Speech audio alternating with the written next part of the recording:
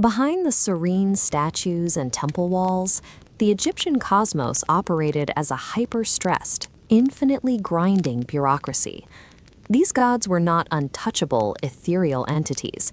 They were a specialized workforce managing the mechanical survival of the universe. Ra served as the CEO of this celestial machine. Every day, he performed the grueling 9-to-5 labor of dragging the sun across the sky. There were no holidays or working from home, and was an endless manual shift to ensure the world didn't go dark. Thoth functioned as the ultimate cosmic accountant. He managed the timelines and celestial spreadsheets, ensuring that every planetary alignment and moon phase occurred with perfect mathematical precision. Then there is Anubis, the jackal-headed HR manager of eternity.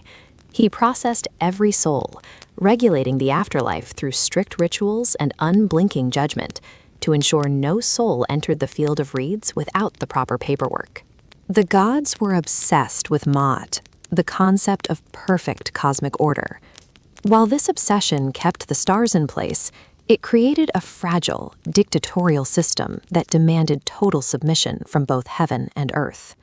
This absolute order inevitably bred deep resentment.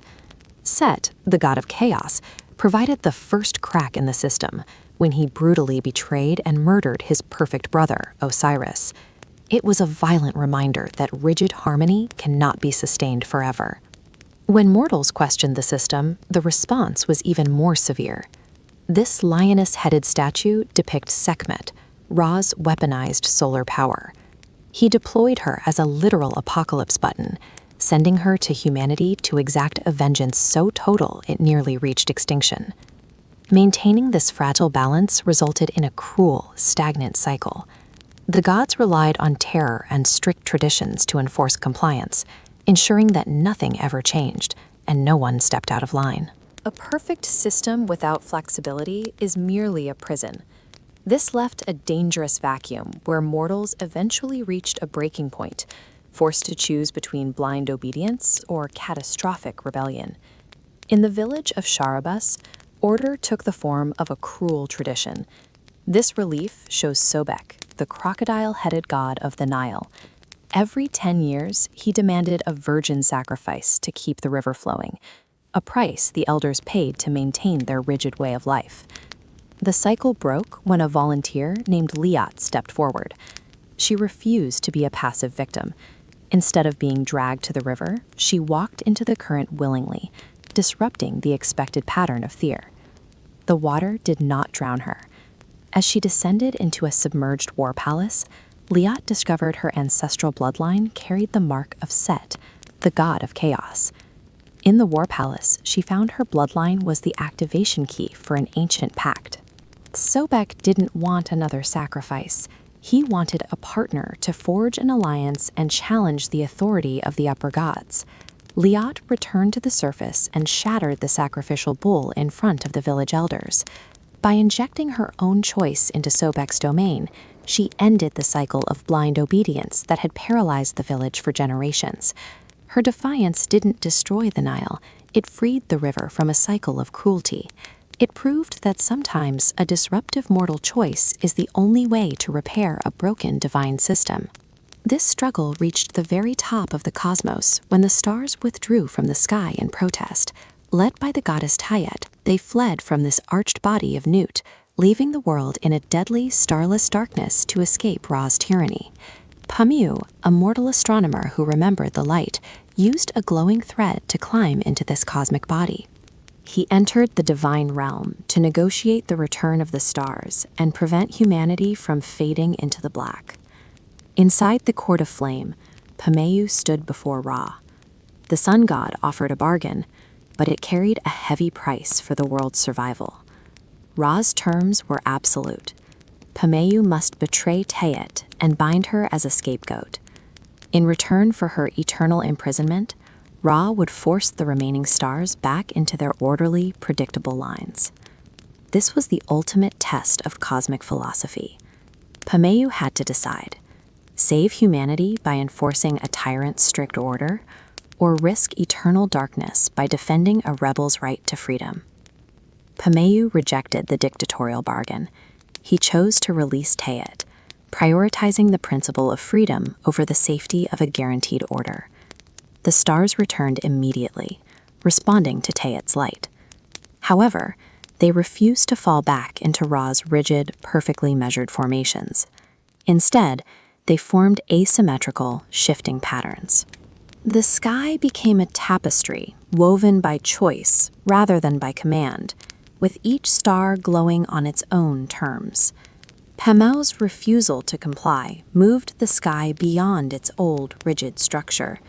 The night became a living system that carried the memory of rebellion. This is the true relationship between Ma'at, order, and Isfet, chaos. These scales are never meant to come to a perfect frozen stop. Perfect stillness is death. Pure chaos is destruction. True balance is found in the active, constant tension between the two sides. Liat and Pemao acted as the essential friction in the divine machine. By injecting necessary chaos, they prevented the universe from falling into total stagnation. Ancient Egyptian mythology teaches that even in a universe ruled by all-powerful, bureaucratic gods, it is the unpredictable choices of mortals that truly keep the cosmos alive. Picture a Viking warrior, and you likely imagine a blood-soaked brute covered in mud and fleas. However, the historical record tells a more nuanced tale. That terrifying raider stepping off a longship often sported a carefully oiled beard, bleached hair, and an elaborate grooming routine. Similarly, ancient Greek women are often portrayed as quiet and confined to the home. In Sparta, however, women dominated the public square. They owned vast estates, managed laborers, and openly debated with men. These realities stem from the harsh environments both groups inhabited. Survival in the freezing fjords of the north or the hostile plains of the Peloponnese left no room for conventional domestic life. To endure, these societies did not rely on mindless savagery or passive citizens. They deliberately engineered their people from the moment they drew their first breath.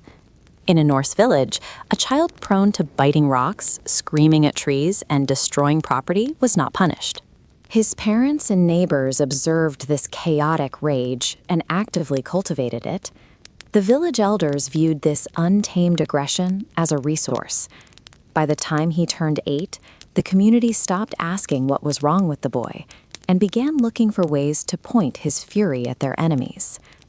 Thousands of miles south, a Spartan girl faced an entirely different, yet equally intense upbringing. Instead of learning weaving or pottery, she spent her days mastering foot races, wrestling matches, and javelin throws. Physical dominance was paired with a focused education. She was taught to read, write, and command a room, developing a cutting wit that allowed her to verbally spar with the city's elite. Spartan leadership enforced this curriculum based on a specific cultural theory that hardy, disciplined mothers were the only reliable source for robust children. For the berserker and the Spartan matriarch, childhood offered no sanctuary of innocence. It functioned as a state-sanctioned assembly line, preparing them for their respective roles in the survival of their people. When medieval chroniclers recorded their encounters with Norsemen, they often noted the invaders' specific hygiene. While much of Europe viewed regular bathing with deep suspicion, Vikings scrubbed down constantly, dedicating an entire day of the week to the practice. These artifacts provide physical proof of that habit. These are intricately carved bone and antler combs, discovered buried alongside Viking weapons and armor. These tools were social essentials: a meticulously braided beard, hair bleached bright with lye soap, and eyes lined with dark kohl projected wealth and commanded respect before a word was spoken. In Sparta, status was built on a different foundation.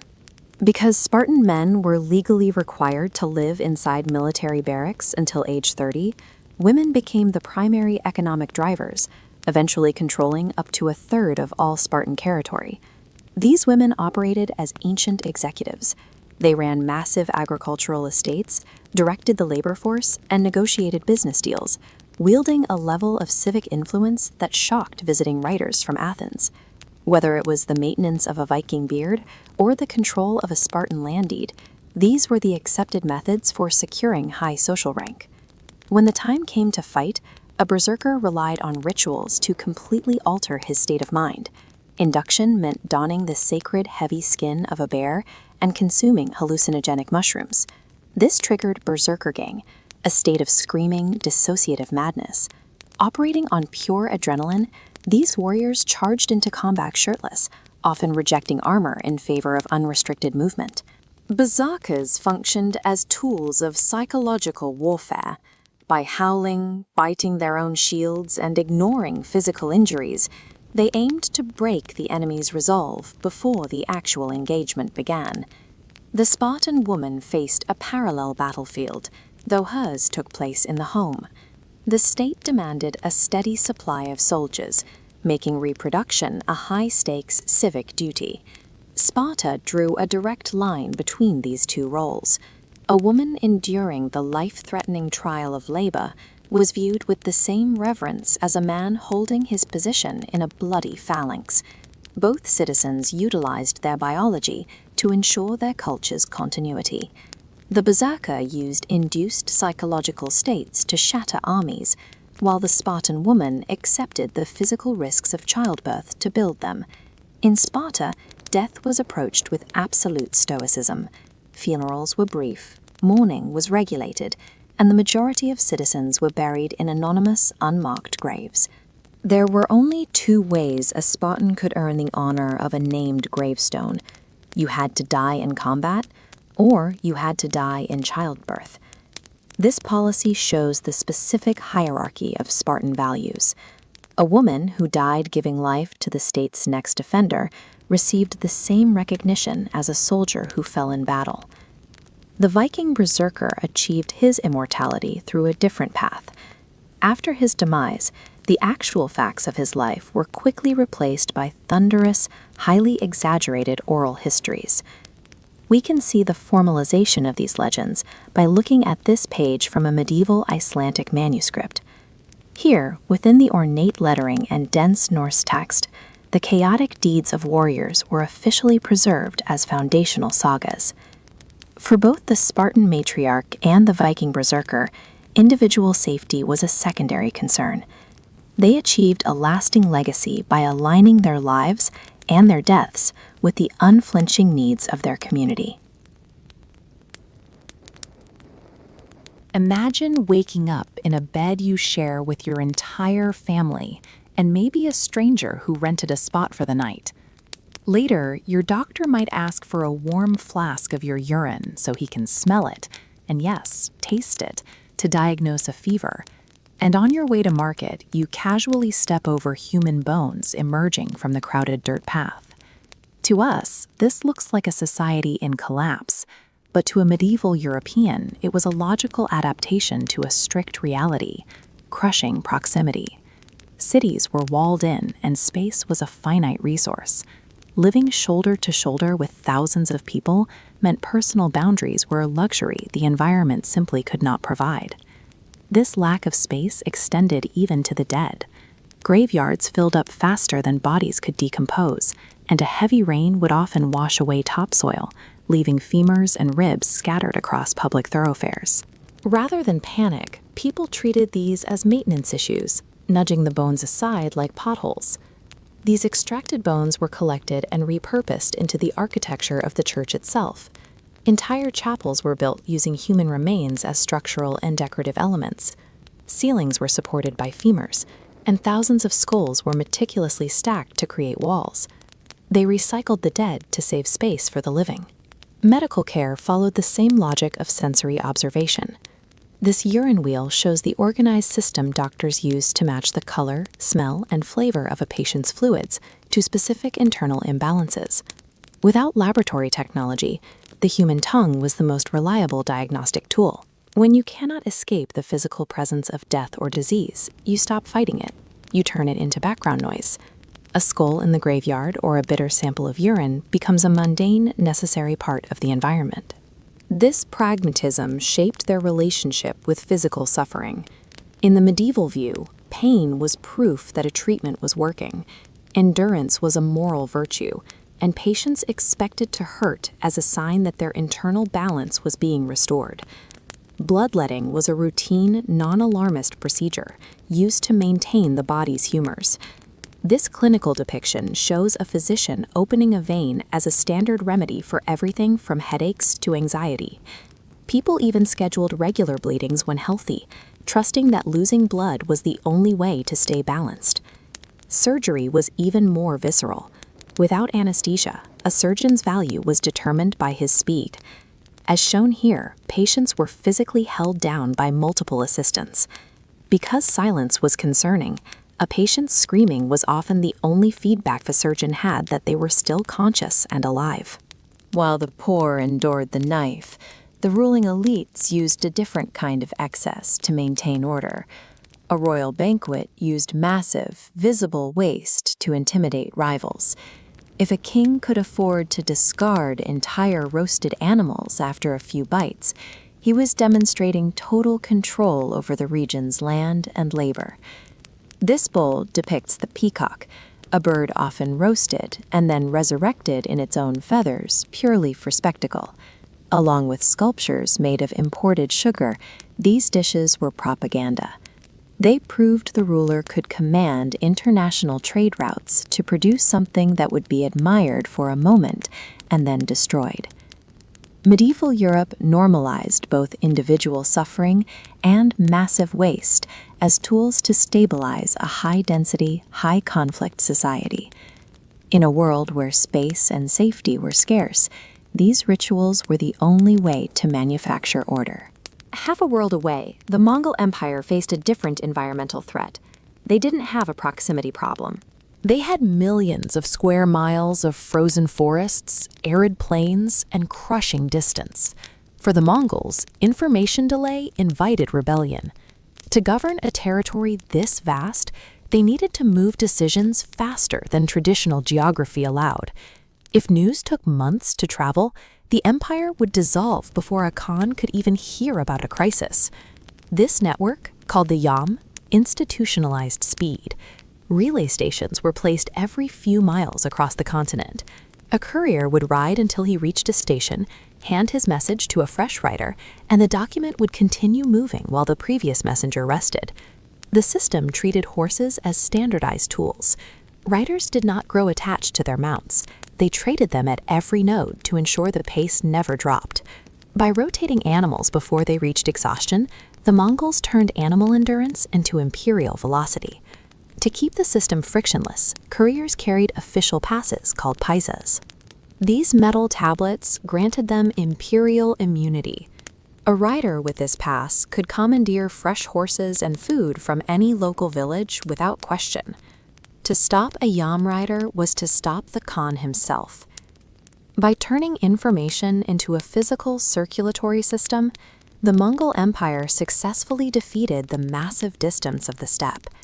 They governed through real-time awareness, crushing revolts and shifting alliances before their rivals even knew they had been spotted.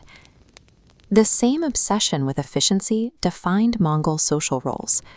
On the steppe, survival was a daily negotiation with wind, cold, and drought. In that environment, a society cannot afford to sideline half its population if it wants to keep its herds alive. While men were away on campaign, women managed the logist of the Lockthone of the empire. They were responsible for herding, managing the trade, and the constant relocation of camps. These were not domestic chores. They were the essential operations that kept the nomadic economy functioning. This operational control led to legitimate political authority. Senior Mongol women managed resources, settled disputes, and often ruled as regents between khans. Their authority was recognized because the empire required clear, competent leadership to survive its surroundings. Foreign visitors from more restrictive societies were often shocked to see Mongol women riding freely and issuing commands. They mislabeled this as a lack of civilization, but the steppe rewarded results. Competence was the only metric that mattered when the alternative was starvation. Mongol social roles were a response to the brutal necessity of the landscape. When survival is the goal, ability always outranks ideology. A European praying inside a bone-lined chapel and a Mongol woman managing an imperial camp both followed a single logic: the landscape dictates the culture. Bone walls solved the physical limit of crowding. Female leadership solved the logistical limit of distance. These were mechanical responses to the pressures of the environment. Humans have a capacity to adapt to almost anything, whether it is the mundane presence of scattered skulls or the relentless speed of imperial messengers. We build routines around our surroundings until the extraordinary becomes the baseline. Every generation wakes up and assumes their version of normal is the correct moral standard. In reality, our habits are often just a byproduct of the pressures we face. We normalize the world we are given so we can function within it, which raises a chilling question. We look back at bone-lined chapels with horror, but hundreds of years from now, people will look back at us.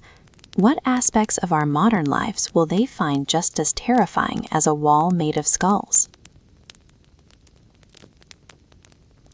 We often imagine ancient Rome as a theater of marble columns, triumphant generals, and roaring arenas. But for the people actually living in it, the empire was loud, unsanitary, and violently unpredictable. If you wanted to see old age, the goal wasn't battlefield bravery. It was mastering the art of calculated invisibility. Standing out in a society built on extreme hierarchy carried terrible risk. Drawing the attention of the elite, whether you were a general winning too many victories or a fighter in the sand, meant you were seen as a threat, a tool, or simply entertainment. True historical power for the common person required a trade. You gave up the pursuit of glory in exchange for safety, embedding yourself as an unremarkable, indispensable cog in a lethal machine. Look at the massive scale of these crumbling brick walls. This is the Roman bathhouse. It functioned as the informal political headquarters of the empire, where deals were made, rumors spread, and political opinions slipped out between the steam clouds. The attendants working inside these walls had one of the most stable jobs in Rome.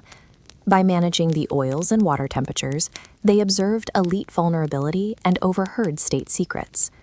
Crucially, they did so without ever reacting. They became practically invisible, and invisibility meant protection. You can see that reality captured here in this carved relief of a scribe holding a stylus to a tablet. In a world where literacy was shockingly rare, anyone who could write clearly held quiet leverage.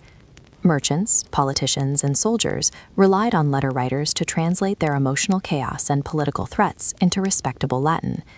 These scribes held lethal secrets. They survived by cultivating absolute professional detachment, forgetting what they wrote the moment the ink dried. Asking questions invited danger. Silence guaranteed a steady income. Then there were the men who oversaw these communal, keyhole-shaped stone latrines.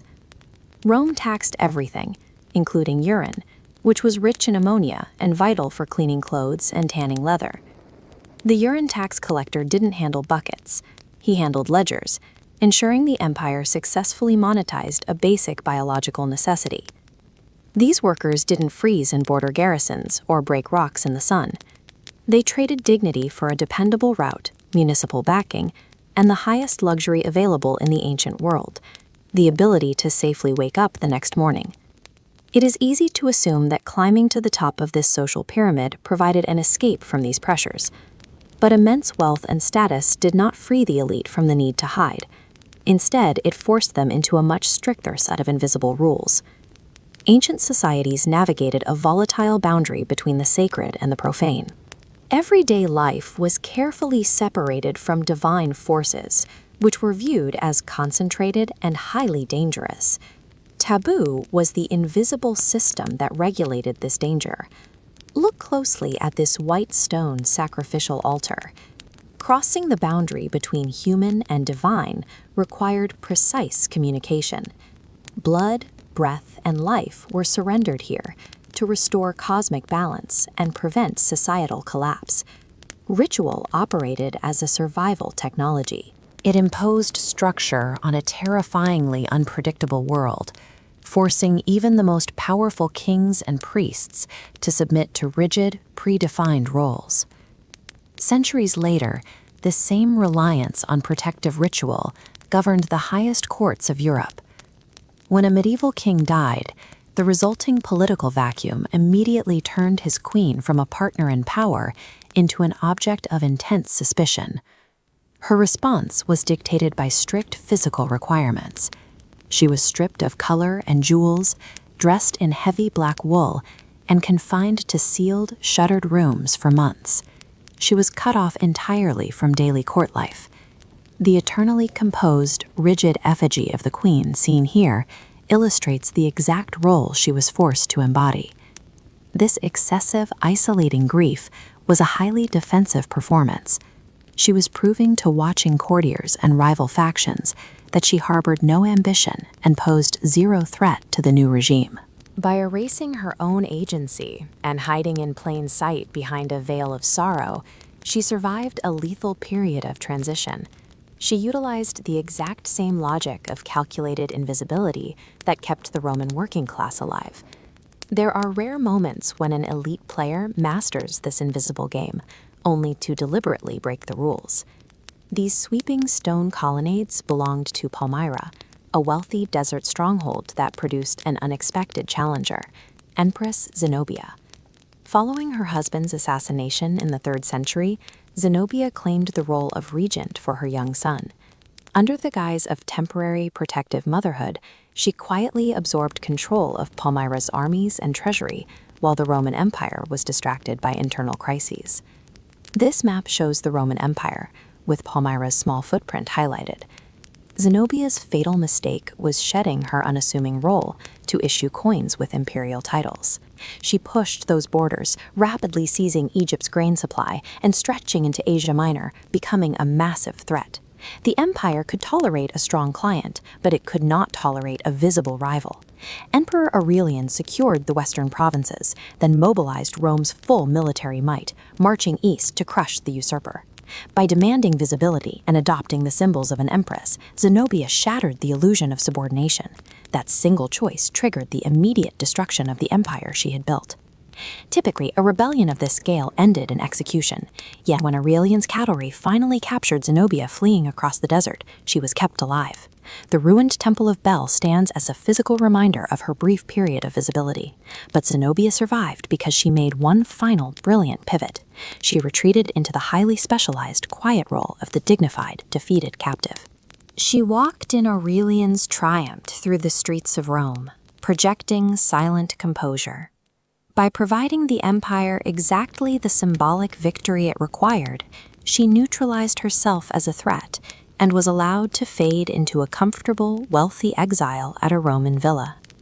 History's monuments are always built for the loud, the bold, and the conquerors, but true power and ultimate survival belong to those who mastered the invisible architecture of their world and knew exactly when to disappear.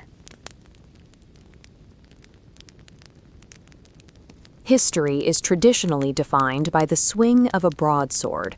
We focus on muddy battlefields and armored men, but behind every clash of steel, a quieter, far more lethal game played out in the shadows of the estate. In the Scottish Highlands between the 12th and 16th centuries, the men of the clans were frequently absent for months at a time, occupied by long-distance raiding expeditions, political negotiations, or war. With the warriors gone, the clan's survival fell to the women. These matriarchs assumed absolute command of the household, managing grain prices, agricultural cycles, and the enforcement of domestic law. Matriarchs controlled the clan's future through calculated marriages, engineering these unions as multi-generational military pacts to secure grazing land and allied swords. In a society with few written records, women acted as the living archives. They preserved the oral histories that tracked legal contracts and ancient feuds, ensuring their sons understood exactly who to trust and who to watch. Their role extended to the ramparts. When rival clans marched on their homes, Highland women armed themselves with muskets and dirks, commanding the servants and the elderly to hold the castle walls against sieges. The survival of Highland culture relied on this governance. The warriors could ride to battle because the women secured everything they left behind. Thousands of miles away, the aristocratic families of Renaissance Italy built a different arena for conflict. Inside these symmetrical courtyards, they waged war through the theater of the courtly feast. The Italian banquet functioned as a meticulously engineered theater of intimidation.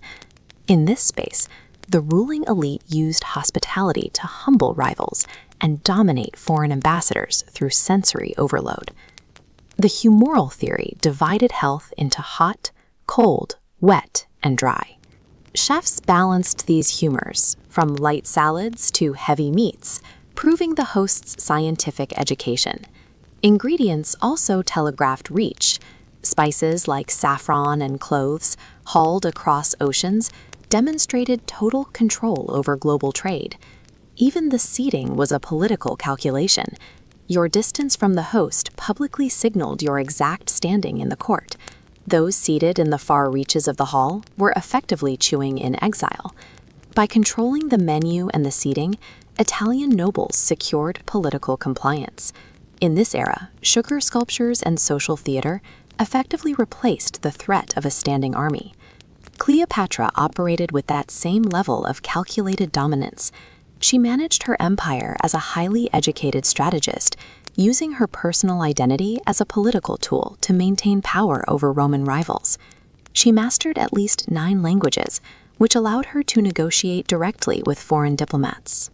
By bypassing interpreters, she removed the opportunity for Rome to distort her messages or manipulate her terms.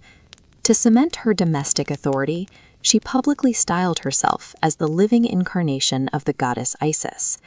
This branding ensured the absolute loyalty of the Egyptian priesthood and secured her position as a divine, untouchable ruler in the eyes of the public. Her diplomatic meetings were designed to overwhelm. She met Roman generals on a gold-draped barge with silver oars and purple sails soaked in perfume, using this extravagant display of wealth to psychologically dominate men like Julius Caesar and Mark Antony before they even spoke. This intellect posed such a threat to Roman security that after her death, the future Emperor Augustus systematically erased her academic and political records.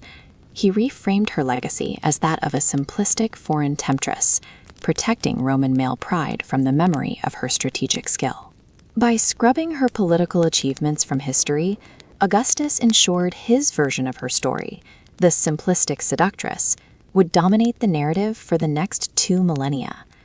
For other rulers, dominance was only measured in brute physical force. In ancient China, Emperor Qin Shi Huang pursued absolute military standardization, unifying his empire through harsh laws and forced labor. He mandated the construction of the Great Wall as a physical edge to Chinese identity. Built on the backs of conscripted peasants and prisoners, the project was a cruel effort to create a permanent, visible boundary that the rest of the world couldn't cross. Yet this massive barrier proved surprisingly porous. Fast-moving nomadic empires from the steppe often found ways around or through the tamped earth, rendering the physical blockade tactically fragile. While the wall stood as a military asset, its reputation was undermined by a story. Folklore tells of a woman named Meng Jiangnu, whose weeping over her deceased conscripted husband was so profound it allegedly caused a section of the wall to collapse. This legend became an enduring act of cultural protest. By elevating a widow's grief over the emperor's construction, the public challenged the narrative of infallible state power. History often obsesses over the physical monuments built by kings, but power rarely lives in stone. It belongs to those who engineer the spectacle, control the psychological battlefield, and ultimately dictate the narrative. We tend to accept a very simplistic version of our past. We lean on stories about alien architects, noble rogues in the woods, heroic explorers bringing light to the world, and powerful generals destroyed by magic and seduction. These illusions are comfortable, They fill the gaps where the actual, difficult details of logistics, geography, and politics have been smoothed over by centuries of pop culture. But these fables cost us something. When we credit a world wonder to an extraterrestrial or a policy to a love potion, we strip our ancestors of the ingenuity and grit it took to actually build our world. To understand what human beings are truly capable of, we need to look past the legends. By dismantling 4 of history's most persistent myths, we can find a reality that is far more complex and far more interesting. This is the Great Pyramid. Because of its sheer, overwhelming scale compared to the human figures at its base, many people find it easier to believe in alien intervention or millions of enslaved laborers than in ancient Egyptian engineering. This figurine represents the actual hands that built Giza. Archaeologists discovered worker villages nearby containing industrial bakeries, breweries, and medical facilities. Skeletons found in the workers' cemetery even show evidence of healed bone fractures and surgical care, proving these were skilled, valued professionals, not disposable slaves. This mallet and copper chisel were the primary tools of the trade. Builders didn't have power tools or lost technology. They had simple geometry, water-level trenches, and incredible physical persistence. Thousands spent their days in a constant cycle of dulling metal, walking it back to a blacksmith for sharpening, and returning to strike again. The pyramids exist because for 20 years, tens of thousands of people operated in a system of written performance reports, daily bread rations, and rhythmic labor. They are the result of human organization and extreme coordinated effort. Folklore has created a very specific image of the medieval outlaw, the noble rogue who hides in the greenwood, mocks the law, and steals from the rich to help the poor. This woodcut of a village raid shows a much darker reality. The wolves of the road were organized criminal syndicates, often comprised of failed mercenaries and ruined men, who operated with the ruthless efficiency of a small army. By controlling these narrow choke points, they launched sudden ambushes and used rattling chains to terrify victims into surrendering before a blade was drawn. To fight back, the authorities used theater. This iron cage is a gibbet, designed to hold a captured bandit's body at a busy crossroads. The goal was to let the corpse decay in public view, turning the criminal into a permanent skeletal warning for every traveler. The medieval road wasn't a place for romantic heroes. It was a landscape defined by organized violence and a desperate, brutal fight for survival on the fringes of society. Marco Polo is often cast as the heroic European explorer, a man who brought Western light and culture to a distant, uncivilized East. But Polo was a merchant stepping into a world that was already far more established than his own. This camel caravan represents a trade network that moved goods and ideas across Asia for over 1,000 years before a Venetian ever arrived. On the Mongol steppes, he encountered societies that challenged his rigid European assumptions. He saw women who managed entire households and commanded herds, part of a political system that used marriage as a tool for high-stakes international diplomacy. The Chinese courts offered a level of refinement he couldn't have imagined. This gold-woven silk represents a culture of tea houses, paper money, and intellectual hospitality that made the cities of Europe look small and underdeveloped by comparison. When Polo returned to Venice, his neighbors mocked his stories as the million lies. He was a man who had witnessed a global system so sophisticated that his own people back home literally could not believe it existed. Look at this stoic marble bust of Mark Antony. It reflects the traditional Roman view, a brilliant, powerful general who was allegedly bewitched and ruined by the charms of an Egyptian queen. This silver denarius tells a different story. It features both Antony and Cleopatra, presenting them to the world as a unified front. By branding their partnership on official currency, they signaled a public political alliance. It suggests a strategic attempt to build a massive Eastern superpower, challenging Rome's authority not through magic, but through shared resources and armies. Antony's rival, Octavian, won by controlling the message. He seized Antony's private will and read it aloud to the Senate, emphasizing Antony's desire to be buried in Alexandria to frame the general as a corrupted traitor who had abandoned Rome. Antony wasn't defeated by a love potion. He was a ruthless operator who gambled on a new Eastern order and simply lost a high-stakes geopolitical war to a more effective politician. There is a line connecting the Egyptian laborer, the medieval bandit, the Venetian merchant, and the Roman general. None of these people lived in a world of simple tropes. Their lives were defined by the same things that drive us today: economic necessity, the need to adapt, and raw human ambition. Stripping away these comfortable fables doesn't make the past less impressive. Knowing that regular people coordinated the movement of millions of stones and navigated the world's first global trade routes actually restores the true scale of their achievements. We don't need Hollywood myths to make the past interesting.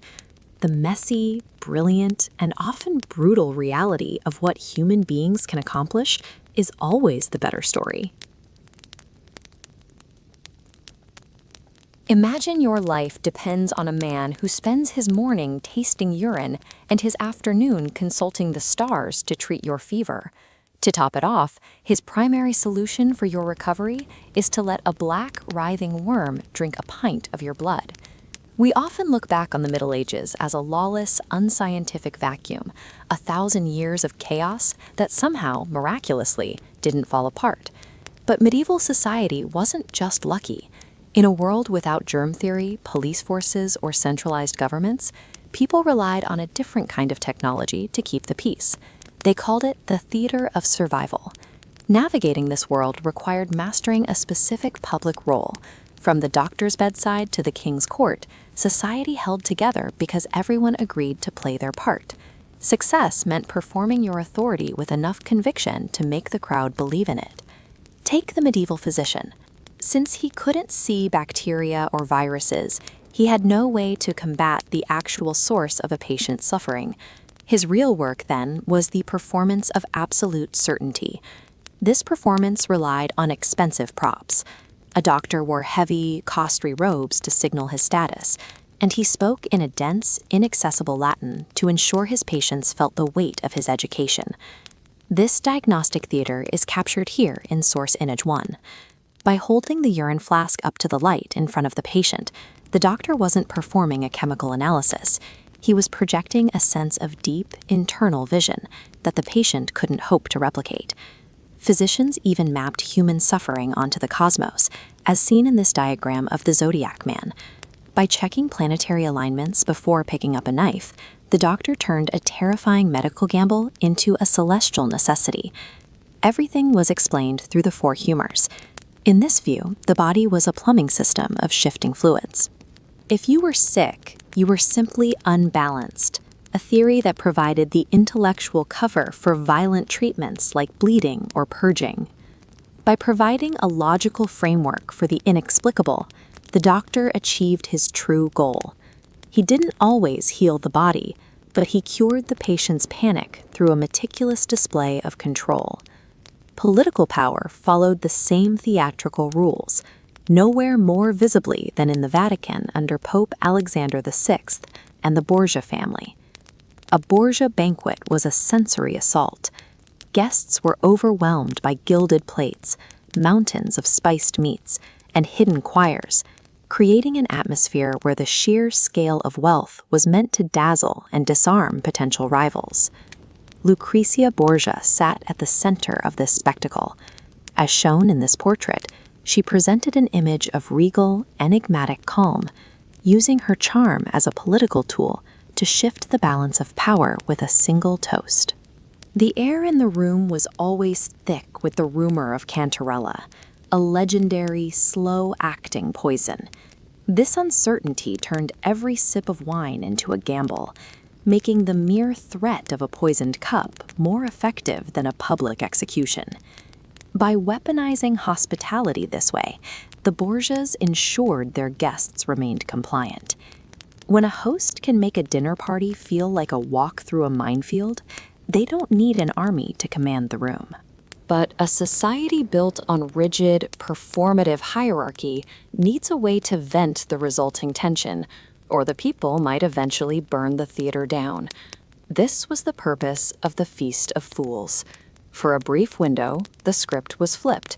Donkeys brayed from cathedrals, and low-ranking choir boys paraded through the streets in the robes of the high clergy. The crowd elected a lord of misrule to lead the chaos. This temporary ruler oversaw mock masses and satirical sermons, providing the powerless a rare chance to mock the sacred rituals that normally controlled their lives. Cathedral chapters organized and hosted these festivities themselves. The church provided the very stage used to parody its own authority, ensuring the rebellion remained within their view. This sanctioned mockery served as a calculated pressure valve. By allowing order to performatively collapse for a few days, the authorities ensured that the social hierarchy remained undisputed for the rest of the year. In early medieval Ireland, justice functioned without a central king or a police force. Instead, order was maintained through the public performance of reputation. This was Brehon law. Everything from a bruised rib to a stolen sheep was assigned a specific honor price. As this scale shows, the fine wasn't a prison sentence. It was a quantifiable payout of cattle or silver, adjusted for social rank. Conflict was resolved by a brehon, not a judge with a gavel, but a poetic mediator. He relied entirely on his memorized knowledge of custom and his community's trust to settle disputes through negotiation. Even in cases of murder, the law demanded a blood fine rather than an execution. By forcing a public restitution between clans, the brehons kept the community intact and prevented cycles of revenge from swallowing entire families. This system worked because the entire tribe participated in the performance of honor. In a world where your family shared your debts and your reputation was your currency, social accountability took the place of state violence. The doctor's robes, the Borgia's toasts, the fool's mask, and the Brehon's cattle fines. None of these were based on the modern institutional reality we recognize. Yet these systems held empires together for a millennium. They worked because an entire society collectively agreed to believe in the theater, making the performance more real than the underlying facts. We like to think we've moved past this, but our modern world relies on the exact same theatrical mechanisms to function. Look at this modern physician. The white coat and the stethoscope are the direct descendants of the medieval woolen robe, professional costumes designed to project authority and earn a patient's trust before a single word is spoken. Similarly, this gavel is a ritual prop. We don't obey the law because the wood is heavy. We obey it because we are still participating in a shared performance of justice that stretches back to the brehons.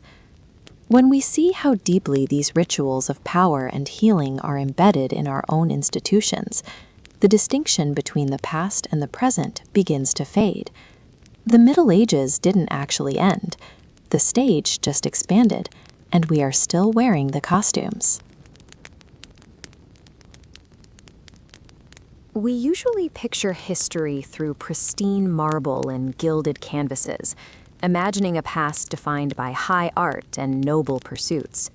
We rarely think about the thick, toxic layer of industrial grime that coated the hands of the people who actually kept those cities running. Down at the street level, away from the palaces, history is a story of desperate survival. How you stayed alive depended entirely on your zip code and your tax bracket. In 15th century Florence, the Medici banking family navigated an incredibly volatile political landscape. For them, staying in power meant carefully managing the appearance of their rapidly expanding empire, ensuring their absolute control looked like a civic duty. 400 years later, the soot-stained bakers of Victorian London faced a very different kind of survival. Their daily existence was steeped in poverty, and making a living meant physically hiding the lethal rot inside the food they sold to their neighbors. Despite the massive gap in wealth and the centuries separating them, these two groups relied on the exact same strategy to endure.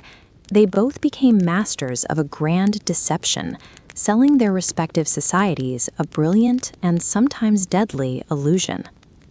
To understand the Medici, you have to look at the political reality of Renaissance Florence. The city was a proud republic, meaning any family that overtly flaunted their wealth or openly reached for absolute power invited swift, often violent exile. Giovanni and Cosimo de' Medici understood this danger. They structured their massive European banking monopoly quietly, operating from modest homes and cloaking their ruthless political maneuvers behind a public persona of deep religious piety and civic servitude. They also funded massive public works, like the towering orange-tiled dome of the Florence Cathedral.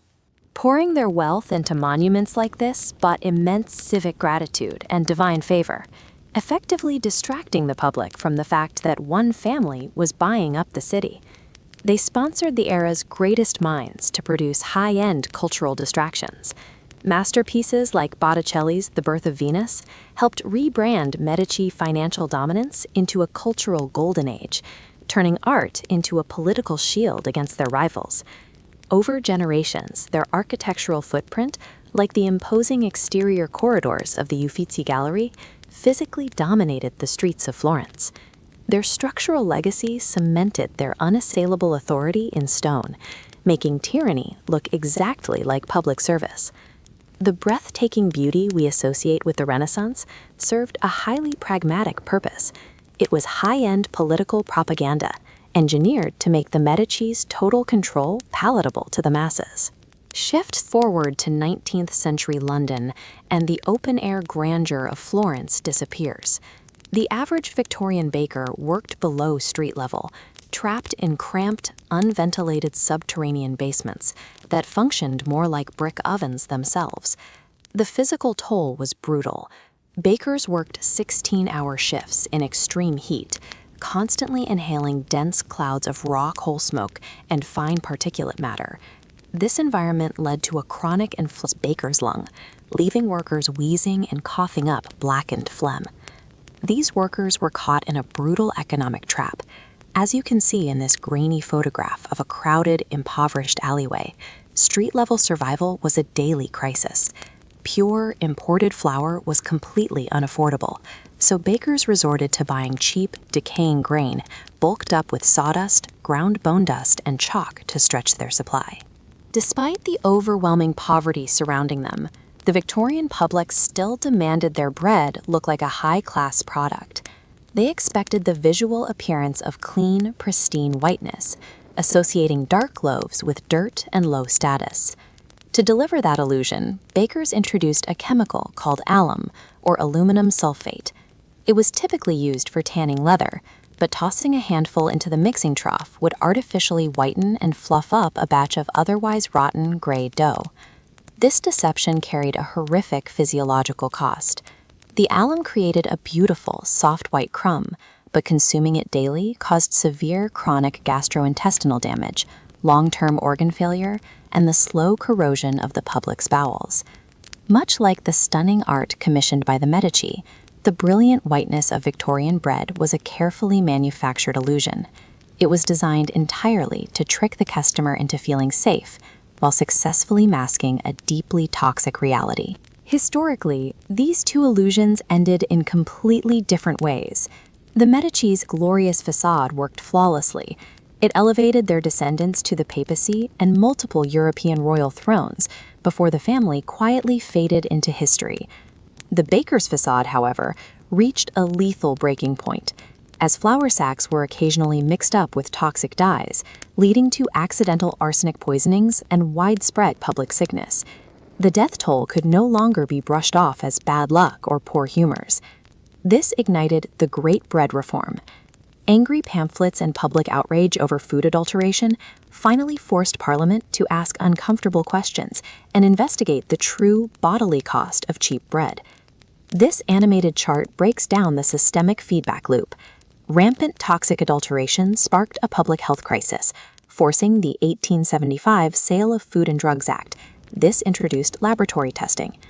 Looking at the final node, we trace a direct line to modern food safety standards. It leaves us with a strange duality when we look back at our history. We rightfully marvel at the Medici for showing how high humanity can rise in the pursuit of beauty, but we owe the daily health and safety of our meals to the horrific struggles of the Victorian working class. Both extremes of the class spectrum used illusions to survive their eras. The deception of the elite gave us beautiful museums to wander through, while the deadly deception of the working class forced society to build a safer, regulated reality for everyone. When we look at the ancient world, we usually see marble monuments and noble philosophers. But if we pull back the curtain, we find a society built on ledgers, taxes, and extreme exploitation. The ruling elites of early empires maintained their grip on society by engineering a calculated economy. They commodified everything from the food on a peasant's table to human beings themselves.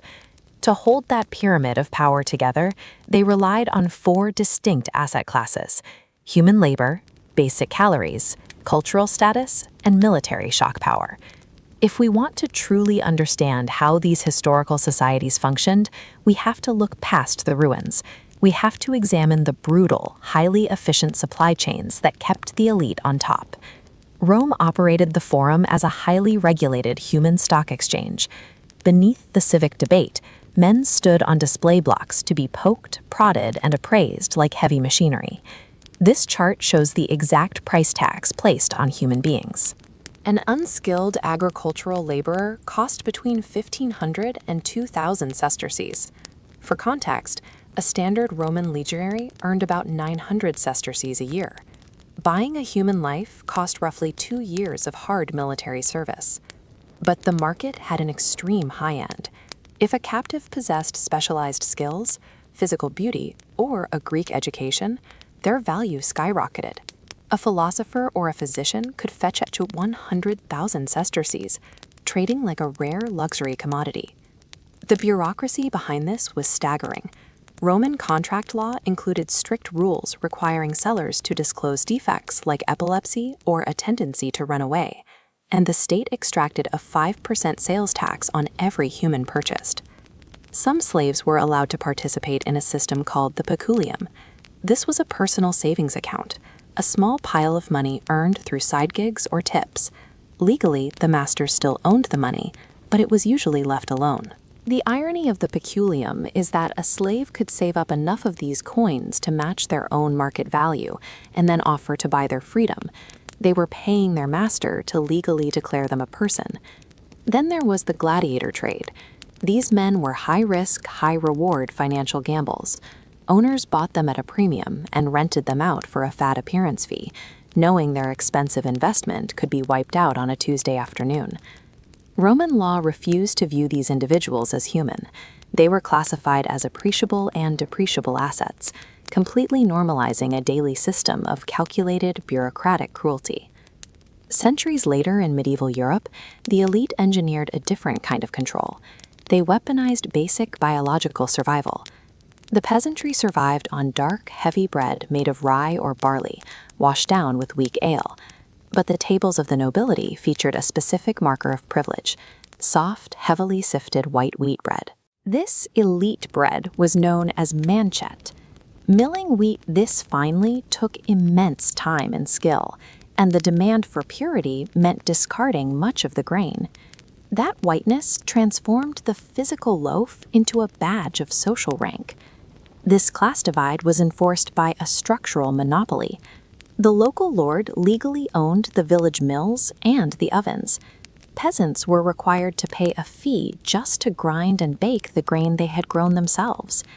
Monopolizing bread and ale served as a daily, physiological reminder of power. By controlling the very calories required to survive, the aristocracy ensured the peasantry remained in a state of absolute, unavoidable dependence. The elite also commodified abstract concepts. In ancient Greece, cultural status was measured through the symposium, an elite drinking party with incredibly rigid rules. Drinking unmixed wine was considered barbaric. Instead, the host mathematically dictated the ratio of water to wine for the evening. This precise mixture was a test of social discipline, forcing guests to balance high-minded philosophy with advancing intoxication. Across the Mediterranean, ancient Carthage commodified raw nature, transforming it into the ultimate military asset, the war elephant. Fielding these living siege engines required an immense economic and logistical toll. Handlers lived with the beasts for years, conditioning them to the sounds of battle, so they could project absolute psychological terror into enemy lines. The Carthaginian general Hannibal gambled heavily on this investment. He marched these expensive, fragile assets through the freezing, jagged passes of the Alps, projecting godlike power straight into the heart of Italy. But Roman generals like Scipio Africanus learned to adapt. By opening their infantry lines and using loud horns to spook the beasts, Rome neutralized the psychological shock, turning Carthage's greatest weapon into a panicked financial liability. Whether weaponizing a Y ratio in a Greek parlor or an armored beast on the battlefield, ancient elites engineered extreme assets to project an aura of untouchable dominance. Yet there was a hidden vulnerability built into these engineered systems. Despite the meticulous bureaucracy and brutal enforcement, they were inherently fragile and volatile. When grain prices spiked, starving peasants burned the local monopolies. When the wine ratio failed, symposia dissolved into bloody brawls. And when trapped in battle chaos, war elephants routinely turned and trampled their own armies. The most profound breakdown occurred within human commodification. Massive slave rebellions proved in blood that a human being could never be perfectly reduced to property.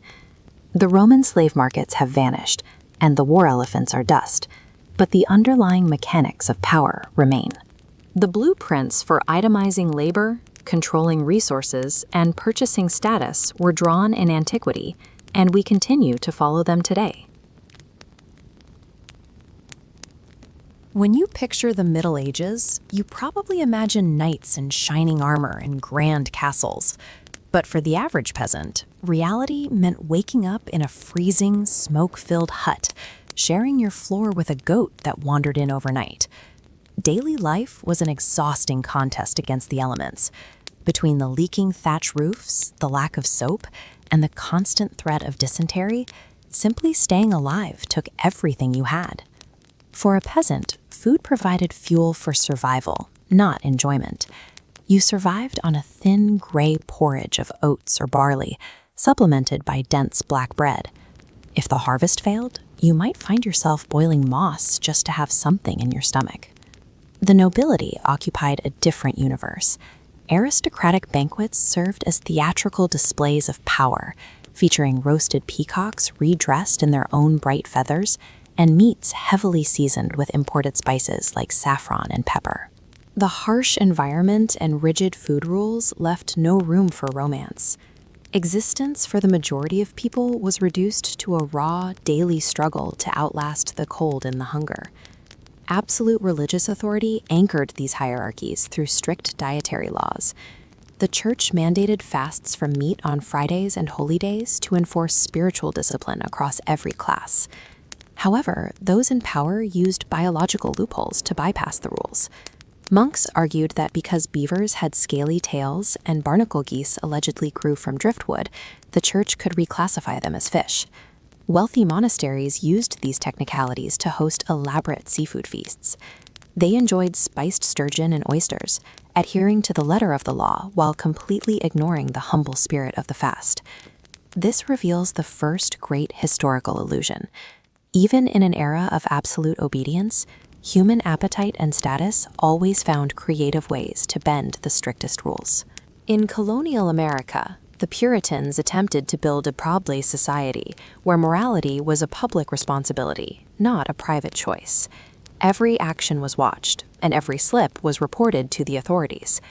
The community policed even the smallest displays of affection. An unmarried couple caught kissing or embracing in public could find themselves facing a magistrate to answer for their lewd behavior.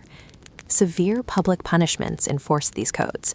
The stocks, public whippings, and branding served to humiliate offenders and permanently mark them as warnings to the rest of the village. But records shatter this image.